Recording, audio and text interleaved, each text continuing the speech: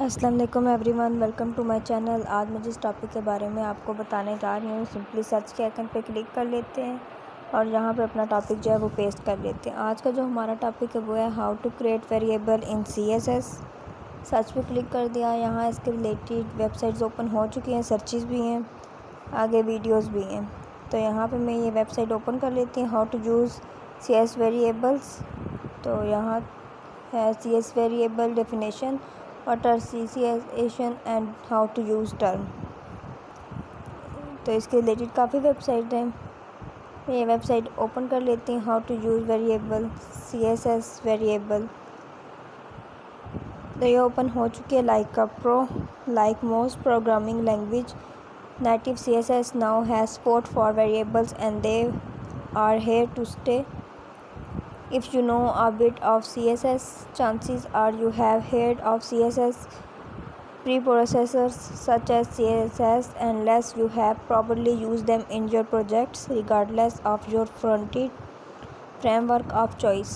Or maybe you have not and you have just used plain old CSS.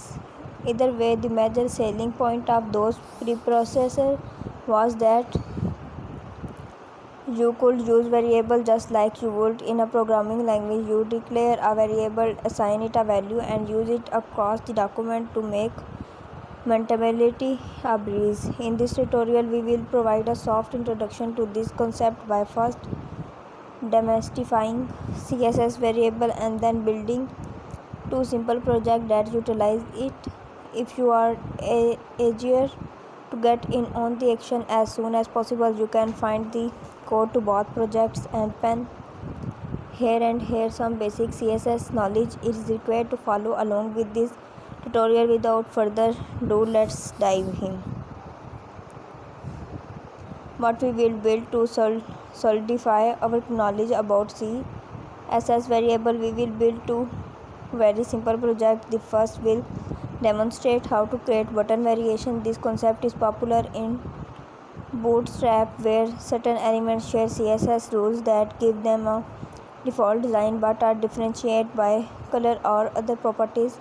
The second project will be theme-based design, especially a light and dark theme manipulated by JavaScript. How to use CSS variable, also referred to as a custom properties or cascading variable. CSS variable have myriad use cases. On the most common in managing website in which numerous values are similar to those in the document. This helps to reduce the friction associated with refactoring or updating your code. The basics: the declare a variable in CSS, come up with a name for the variable, then append to hyphen as the prefixes. Example: the element here refers to any valid HTML element that has access to this CSS file.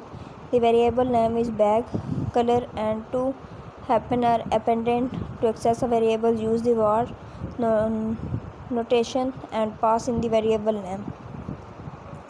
The background color will take the value of BG color that we declared earlier. More often than not, developers declare all their variable in the root element of the documents. Declaring your variable here renders them globally scoped and valuable to the whole file. CSS variables inheritance: just like traditional CSS variables are casting in nature. They inherit the value of an element is inherited from its parent. It no custom properties define HTML, CSS.